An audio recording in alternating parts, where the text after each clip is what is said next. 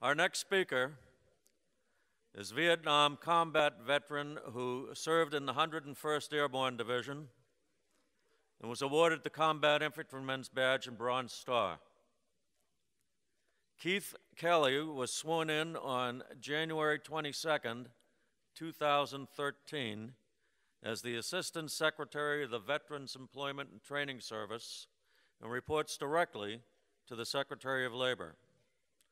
It now gives me great pleasure to introduce Assistant Secretary Kelly.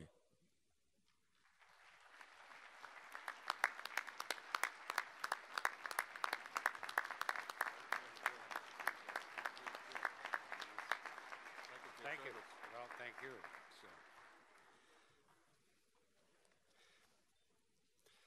Well, thank you and good morning, all. And thank you for the kind introduction of me and the invitation to myself to be at your conference. One kind of looks back, and I'm going to introduce myself to you. Who do you have sitting here as your new Assistant Secretary for the Veterans Programs of the U.S. Department of Labor? And so that journey, how I got here, I'm going to share with you a little bit today, and then you can size me up and see where I fit in. So I'd really especially like to thank Chairman Couts, Chairwoman Denise Rohan, I think, and Peggy Thomas for all the work, and the rest of your American Legion family for all of the things you've done and for inviting me to come to be a part of you. I would especially like to thank Bernie Sanders, who just left, and you will also be meeting later on this morning Senator Jim Webb and Representative Jeff Miller and Tammy Duckworth as well, and thank them for their commitment on behalf of the Congress for the various things that they do on behalf of our American veterans. And I would also look forward to your program and like to thank in advance or really welcome the opportunity to work with Secretary Shinseki from the Veterans Affairs and Major General Jeffrey Snow of the Department of Defense and our piece in the U.S. Department of Labor to ensure that veterans get all of the necessary things they need as they're going forward, particularly in this tough job market out here. I was trying to think back if it's not really a band of brothers, maybe it's a band of uncles that we are here at this point in time with the color of our hair or the lack of our hair. And as we're trying to move forward, but the band we are is to ensure that the veterans, that those people who have served our country so well, get what they well deserved and they have earned. And so that is my pledge to you, is that for my part of that and the employment and the training piece on this tough economy, that's where we're going to put our shoulder to the grindstone. So my name is Keith Kelly, and I am your Assistant Secretary for a full 33 days now, but who's counting? And I do have it all figured out. So with that, if you want to believe that, I got a bridge out there in Montana that I want to share with you as well. As stated, I was confirmed to the position right after the inauguration day, beginning of the second Obama administration, where our Commander-in-Chief. And so on behalf of Acting Secretary Seth Harris, who has already spent some time meeting with the various VSOs, it is an honor to be with you today. I'm going to just take my most recent history, and that's coming before this Department of Labor position. I did serve as the Commissioner of the Montana Department of Labor and Industry under then Governor Brian Schweitzer for 8 years. And in this position, I served both as a chair and the vice chair for the Veterans Affairs Committee of our national peer group, our national workforce agency in that capacity. And with that, got more familiar, and we had some of those programs within the Montana Department of Labor and Industry trying to address veterans affairs. And somebody's asked me, with the color of your hair and some other things, why are you doing this? I served 8 years, and he was a pretty high-profile, high-energy governor to work for. It might have been time just to kick back and chill out a little bit. But serving this position really has meant a great deal to me, and I'm going to tell you why. It's not just because I'm a Vietnam veteran, and I did serve with the 101st Airborne, and I did serve in combat, or because of my wife, who served differently. She served on the home front, keeping a very young bride I left behind with a 3-month-old son to face things and the uncertainties as I'm over across the way. But in part because of that 3-month-old son, who is now Major Keith Joseph Kelly, who has already served in the Gulf War. And thank you, you're absolutely right. And I think, and for lack of a better way to say it, I'm just going to say it this way, you know, that was my kind of coming out of the closet of being a veteran. Us Vietnam vets, we didn't experience the same thing. And so this commitment to me and for the work that you folks have done and this country has done to ensure that we somehow made this transition coming home as smooth and easy as possible and felt welcome back into our American society. Now I full well recognize that that was a different period of our American history that we were in during my period of service, but I'm just going to share very slightly with you. You know, no, I wasn't spit on. I wasn't called the baby killer and some of those things. But the minute I got off that plane out in Fort Lewis, Washington, I knew I began to sink in. I was sneaking home. And it happened to be the airlines went on strike that day. I hate to say the VA or the military, they goofed up my 214. Today it is still wrong, and I don't care. After the third try, I'm out of here. I'm getting up to Fort Lewis. But I missed, the planes were on strike, so I had to get on the train. Well, got there too late, so then they had to take me from Seattle to Steilacoom, 40 miles out. Then I might catch the train for the ride across all of Washington, Idaho, and into Montana. And did that, and all the way along, I felt even from the cab driver, well, I can ding him pretty heavy on a cab fare on this way. You felt it going on. That's, boy, this doesn't seem, where's the brass band at? Get on the train, they're on strike. I can't remember which union it was. They were on strike, so no food on the train. We did give us water and some sandwiches at some stop, somewhere on the 4:30 to 4:30 the next afternoon or 12:30. And Garrison, Montana, go look it up on the map, population 40. They dumped me off the train, put me on a bus for the next 50 miles to get to Butte, Montana for the brass band that wasn't there.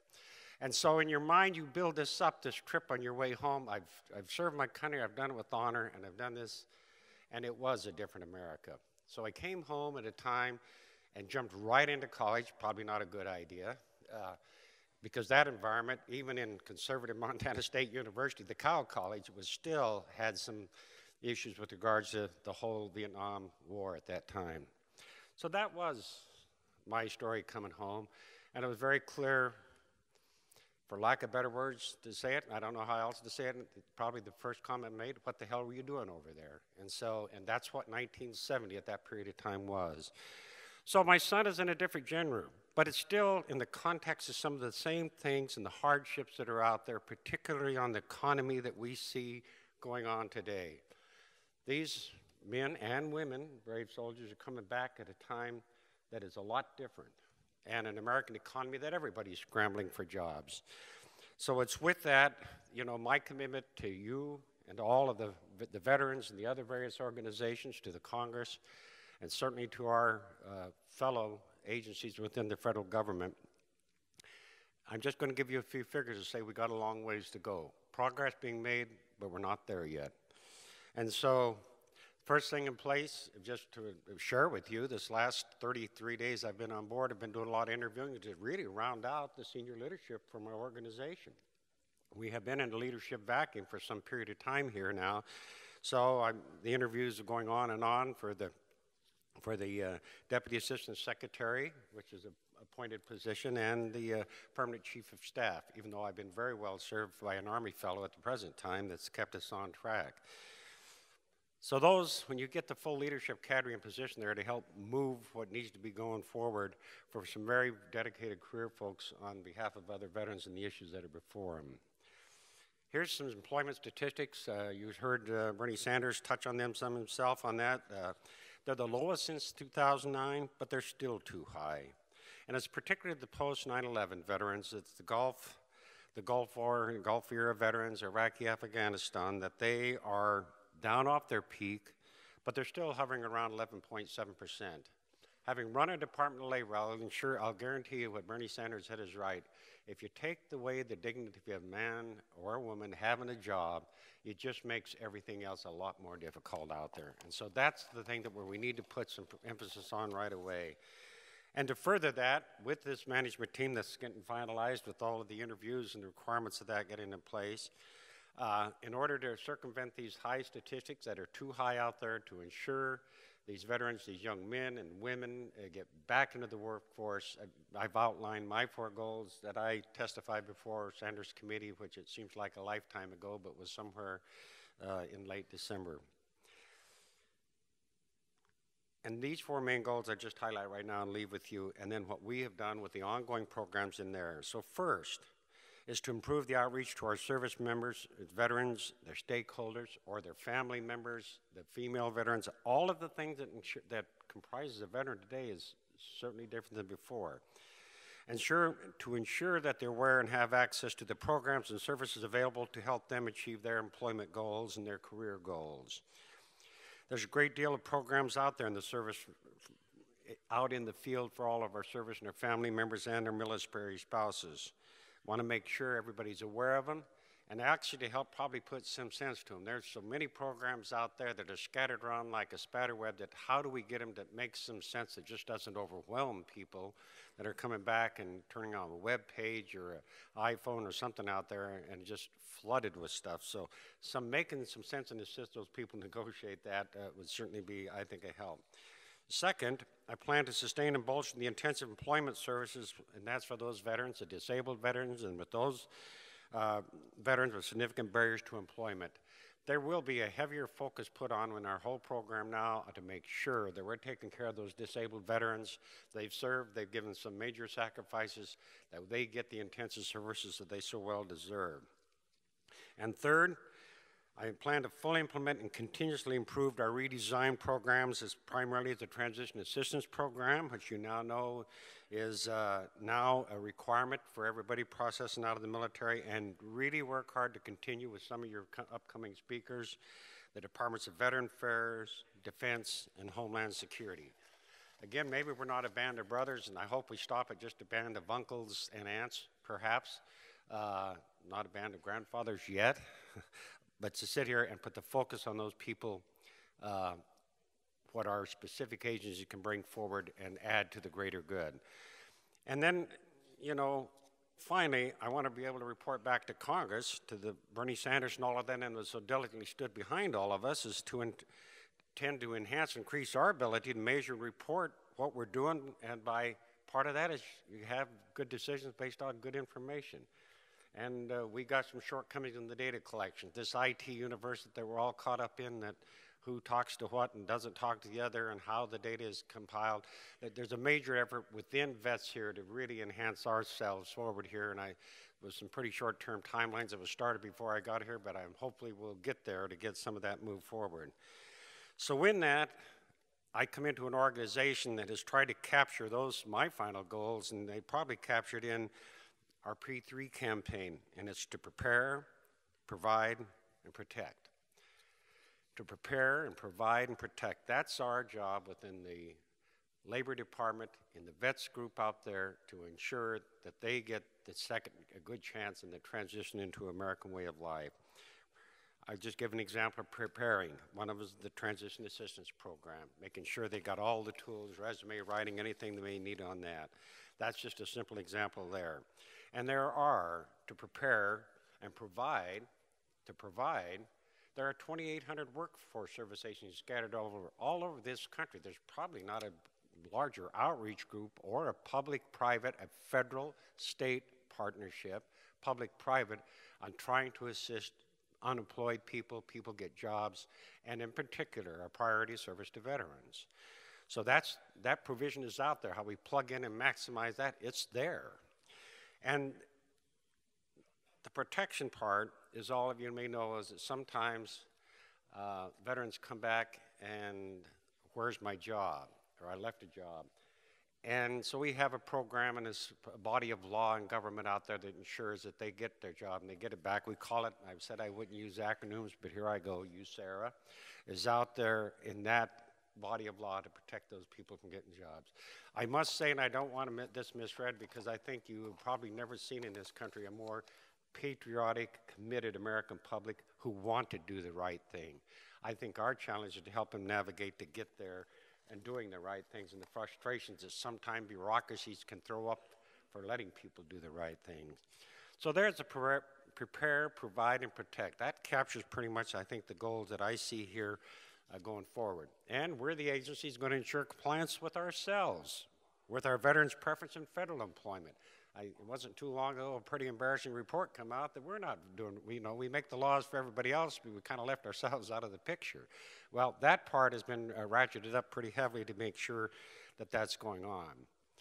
Now, I just want to compliment more recent as yesterday, and you folks are represented there. First Lady Michelle Obama spoke to the National Governors Association concerning licensing and credentialing. And so it's thanks to efforts to organizations like yours that this, to me, seems like not a real no-brainer. I happen in the agency in Montana have all the professional occupational licensing as a different division of my agency as well.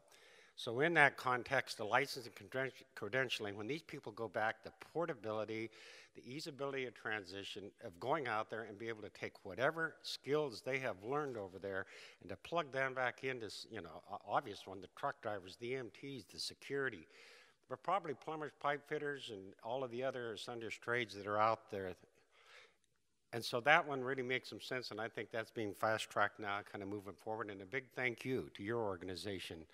I know that's been on your agenda.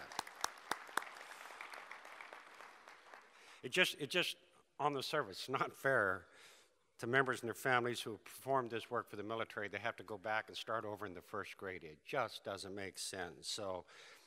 And then finally, I'm going to kind of wrap up at this point here. I think, we're not our father's military. This is really a different military and different veterans than it was previously. We're now more or less an all-volunteer military, and the National Guard and Reserve, who maybe we used to make fun as weekend warriors, no more. They have been called in and recycled in, and deployment and tours of duty, a much different charge of command for them. That's a new dimension to our military. Women in the military, was it during my generation? And this has introduced another significant and major challenge and the issues and the problems they had. I related the unemployment figures back there to you. They're better, but they're not where they need to be. They're much more worse when you break down the demographics for the women's group in that. For their unemployment figures are several points higher still. So we do have a different challenge because we have a different military, which is creating a different kind of veteran out there as I see it. And the families. I've shared with you that my wife served. She just served differently. And many of you women out here, you served while your husbands were away and you did it differently, and thank God for your service. And I think that'll be fully recognized and applauded. And if you're going to integrate the veterans fully back into a good, healthy society and good paying jobs and everything, it's a whole lot of spouses out there and their families are going to make sure that gets done. So my hats are off to you.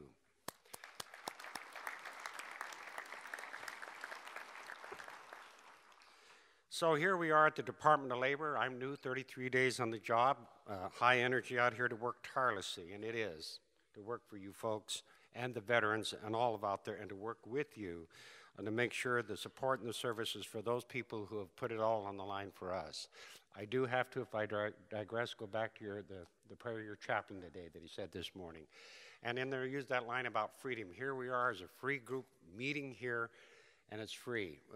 And that reminds me of a country song. Somewhere out, freedom isn't just free. You do have to work and pay for freedom. There is a price for that. All of you have dedicated that in one form or another, and others behind us, and certainly those in front of us will continue to do.